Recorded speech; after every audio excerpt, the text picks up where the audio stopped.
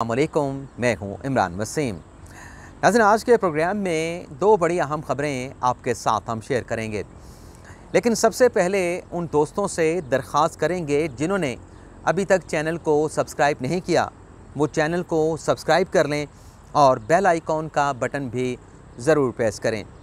नाज़रीन, आज 20 जून है, दिन है पीर का और साल 2022। नाज़रीन, आज की ख़बरों पर गुफ्तगू का आगाज़ करने से पहले एक ऐसी तस्वीर है जो सोशल मीडिया पे ट्विटर पे बड़ी तेज़ी के साथ वायरल हो रही है, जिसे ट्विटर पर बड़ी तेज़ी के साथ वायरल किया जा रहा है। उस तस्वीर को क्या कैप्शन दिया गया है, उस तस्वीर को सोशल मीडिया पे वायरल करने का मकसद क्या है और इस तस्वीर को किस नामवर शख्सियत की तरफ से ट्विटर पर ट्वीट किया गया है, शेयर किया गया है, सबसे पहले तो नाज़रीन ये इब्तदाई मालूमात आपके साथ शेयर करेंगे और फिर आपको ये बताएंगे कि उस तस्वीर पे दिए गए कैप्शन से मुतल्लिक और उस तस्वीर के अंदर जो मवाद लिखा गया है, जो इबारत लिखी गई है, उससे मुतल्लिक पाकिस्तान का आइन और पाकिस्तान का कानून क्या कहता है। तो सबसे पहले नाज़रीन ये आप तस्वीर मुलाहिज़ा करें और कोशिश करें कि इस तस्वीर के ऊपर जो इबारत लिखी है उसे आप पढ़ सकें। लेकिन अगर आप नहीं पढ़ पा रहे तो आप देखने वालों के आसानी के लिए मैं पढ़ देता हूँ। इसमें नाज़रीन लिखा यह है, जो प्ले कार्ड है इस तस्वीर के अंदर, कि सर आपके होते हुए कश्मीर लेना तो दूर, कश्मीर बनास्पति लेना मुश्किल हो गया है। और इस प्ले कार्ड, इस तस्वीर के नीचे नाज़रीन न्यूट्रल का हैशटैग इस्तेमाल किया गया है। इस तस्वीर को नाज़रीन अब तक तकरीबन जो है वो 11,500 लोग जो है वो रीट्वीट कर चुके हैं। 36,000 से ज़्यादा लोग जो है इस तस्वीर को लाइक कर चुके हैं और 940 के करीब इस तस्वीर के नीचे लोग जो हैं वो अपनी राय का, अपने ख़यालात का जो है वो इज़हार कर चुके हैं। इस ट्वीट को नाज़रीन कैप्शन ये दिया गया है इस तस्वीर को कि हालात कहाँ पहुँच गए, अफसोस के ज़िद और अना पूरी कौम से प्यारी है। जैसा कि अब इतना शऊर आप देखने वालों में, पाकिस्तान के अवाम में आ चुका है कि जब इस तरह की ट्वीट की जाती है तो उसका सीधा सीधा जो इशारा होता है वो फ़ौज की तरफ होता है। तो इस तस्वीर में फ़ौज की किस अना और ज़िद की बात की गई है वो तो आगे चल के डिटेल में आपके साथ हम डिस्कस करते हैं। लेकिन नाज़रीन ये तस्वीर किसने शेयर की है, सबसे पहले ये आपको बताते हैं। ये नाज़रीन तस्वीर शेयर की गई है पाकिस्तान तहरीक-ए-इंसाफ के एक सीनियर रहनुमा जो सहाफ़ी होने का दावा करते हैं, उनकी जानिब से ये तस्वीर जो है वो अपने सोशल मीडिया अकाउंट के ज़रिए ट्विटर पर शेयर की गई है। ये नाज़रीन पाकिस्तान तहरीक-ए-इंसाफ के सीनियर रहनुमा हैं जो सहाफ़ी होने का दावा भी करते हैं। अब मैंने क्यों कहा कि ये पाकिस्तान तहरीक-ए-इंसाफ के रहनुमा हैं, नाज़रीन इस तस्वीर पे जो टाइटल दिया गया है, इस तस्वीर को जो कैप्शन दिया गया है, उसमें सीधी सीधी जो इमरान खान का एक बयानिया है उसको टोक किया गया है। इमरान खान ये कह रहे हैं कि न्यूट्रल को न्यूट्रल नहीं रहना चाहिए। यानी खान साहब ये चाहते हैं कि फ़ौज ने जो एक असूली फ़ैसला किया है कि हम सियासत से दूर रहेंगे, सियासी मामलात में मदाखलत नहीं करेंगे, जो सियासी फ़ैसले हैं, जो इंतज़ामी फ़ैसले हैं, वो पाकिस्तान की सियासी जमातें ख़ुद बैठ के करेंगी। उनके माबैन अगर कोई डिस्प्यूट है, कोई तनाज़ा है तो फ़ौज मदाखलत नहीं करेगी। उन तमाम मामलात को सियासी क़यादत को मिल बैठ कर टेबल के ऊपर ख़ुद हल करना होगा। तो ये पाकिस्तान की फ़ौज ने असूली फ़ैसला कर लिया है। और अगर आप पाकिस्तान की 75 साल तारीख़ निकाल के देखें, जितने भी जमहूरी रहनुमा गुज़रे हैं या जितने भी जमहूरी रहनुमा मौजूद हैं और जो पाकिस्तान के वो अवाम हैं जो जमहूरी सोच रखते हैं, उनका एक ही मुतालबा रहा है, उनका एक ही मुतालबा है कि फ़ौज जो है वो सियासी मामलात से परे हट जाए, दूर हो जाए और जो पाकिस्तान के सियासी फ़ैसले हैं, जो पाकिस्तान के मुस्तकबिल के फ़ैसले हैं, जो पाकिस्तान के इंतज़ामी फ़ैसले हैं, वो अवाम के मुंतखब नुमाइंदों को करने दिए जाएँ।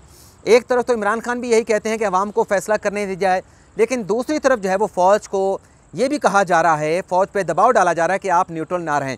तो यहाँ पे फ़ौज की जो ज़िद और अना की बात की गई है, वो ज़िद नाज़रीन वही है जो फ़ौज ने फ़ैसला कर लिया है कि हम सियासी मामलात में मदाखलत नहीं करेंगे।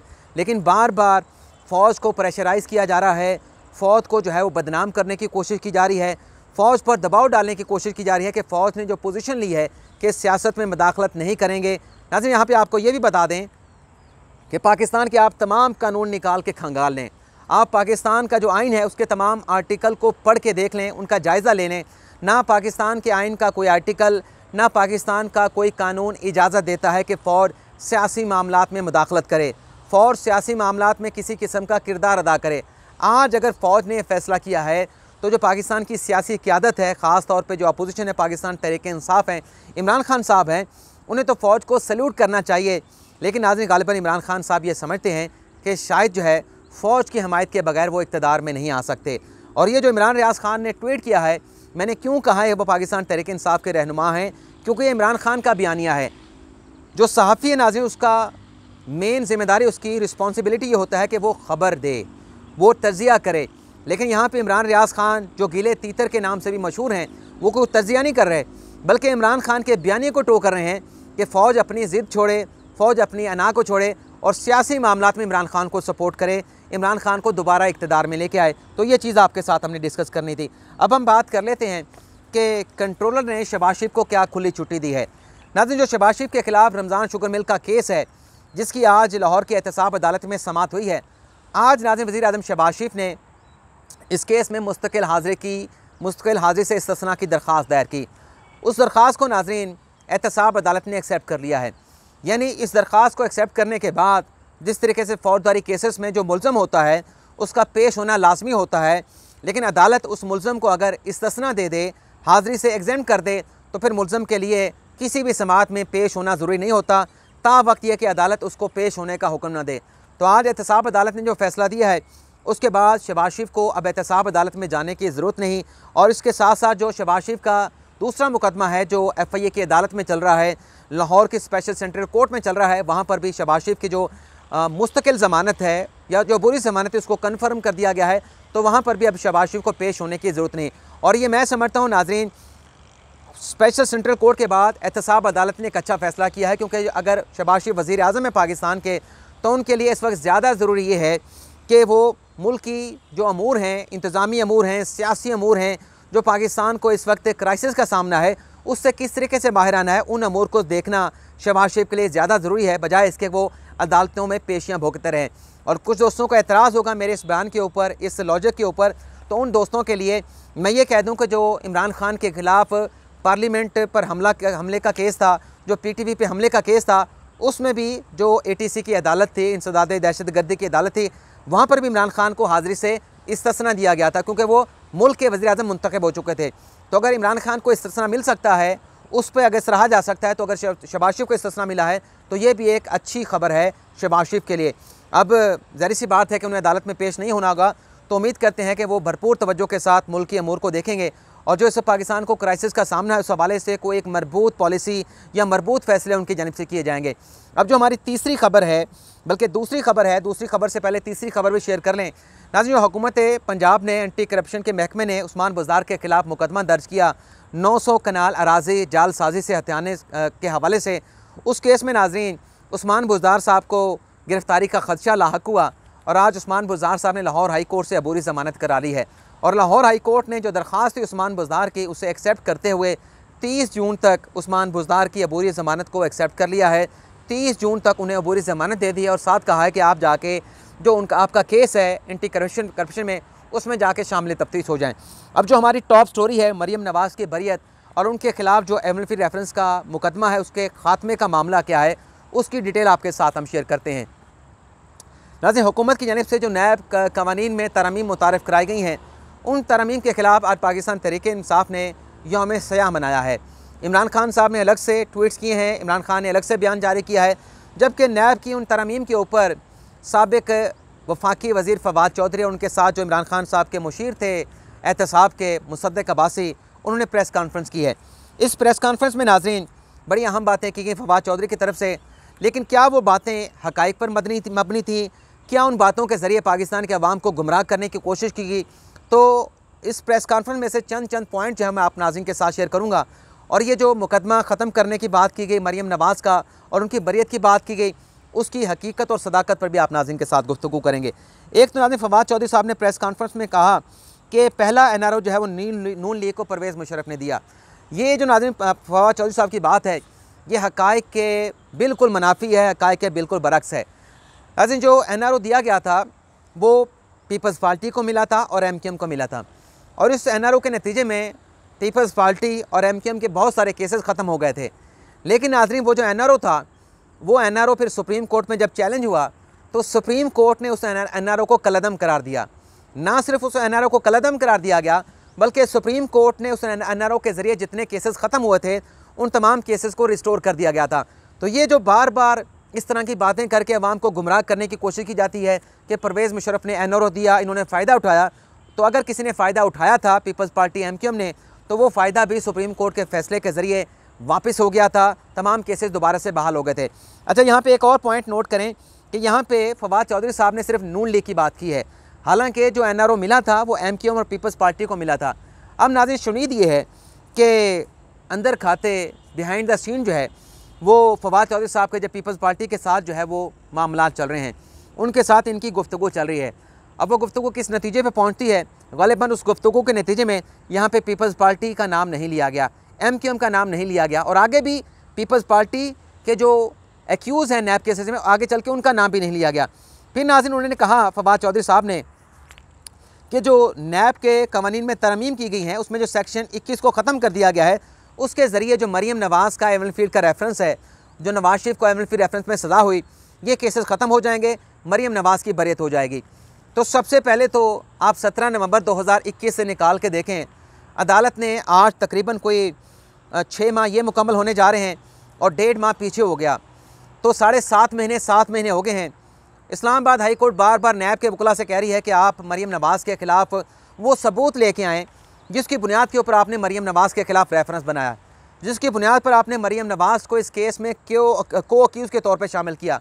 तो आज 7 महीनों 7.5 महीनों गुजर चुके हैं, नैब आज तक वो दस्तावेज़ात अदालत में पेश नहीं कर सका। तो पहले तो आप ये देख लें कि मरीम नवाज़ के ख़िलाफ़ नैब का मुकदमा कितना स्ट्रॉन्ग है। दूसरा, ये जो केस ख़त्म होने की बात की गई, ये जो नाज़रीन नैब की कानून में तरमीम हुई हैं, इनका इतलाक़ जो है वो आज से होगा, यानी जब वो तरमीम लागू की गई उस तारीख से इन तरमीम का जो है इतलाक़ होगा, और उन केसेस पे होगा जिनकी इंक्वायरी चल रही है, जिनकी तहकीकात चल रही है, जिन केसेस के फ़ैसले हो चुके हैं उनके ऊपर इस कानून का इतलाक़ नहीं होगा। और यहाँ पर भी गुमराह करने के लिए दलील ये पेश की जा रही है कि इस कानून को जो तरमीम की गई हैं 1985 से लागू कर दिया गया है। अगर नाज़रीन हुकूमत इस कानून को 8/2022 से लागू कर दे तब भी ये एतराज़ उठाएंगे। फिर पता क्या एतराज़ उठाएंगे, फिर ये कहेंगे कि देखें सन 2022 से कानून को लागू करके पिछली जितनी करप्शन है उसको ख़त्म कर दिया गया। नाज़रीन नैब का कानून जो है वो उसकी इन्फोर्समेंट ही 1985 से होती है, तो इसलिए इन तरमीम को भी 1985 से इन्फोर्स किया गया है। जो नहीं जानते वो नैब के कानून का जो दिपाचा है, जो इंट्रो है, वो पढ़ के देख लें। फिर नाज़रीन कहा गया है कि अच्छा ये भी आपको बता दें कि इस केस में जो फ़ैसला हो चुका है एहतसाब अदालत का, अब इस पर हाई कोर्ट ने फ़ैसला करना है। किसी कानून साजी से नवाज शरीफ का एवन फील्ड का मुकदमा, मरीम नवाज़ का एवन फील्ड का मुकदमा ना ये ख़त्म हो सकता है, ना इनमें किसी तरमीम के ज़रिए बरियत हो सकती है। फ़ैसला जो करना है बरियत का करना है, सज़ा को बरकरार रखना है, वो इस्लामाबाद हाई कोर्ट ने करना है। और जो नवाज शरीफ का फ्लैगशिप का केस है, अल अज़ीज़िया का केस है, उस पर भी ये कानून, ये जो नई तरमीम है उसका इतलाक़ नहीं होगा। फिर नाज़रीन कहा गया कि ख्वाजा साद रफ़ीक को भी इसका फ़ायदा मिलेगा। तो ख्वाजा साद रफ़ीक के ख़िलाफ़ मुकदमा कितना स्ट्रॉन्ग है नैब का, जो ये कहते हैं वो जस्टिस मकबूल बाकर का जो 3 रुकनी बेंच का फ़ैसला है उसको उठा के पढ़ लें, उससे पता चल जाएगा ख्वाजा साद रफ़ीक के ख़िलाफ़ नैब का केस कितना स्ट्रॉन्ग है।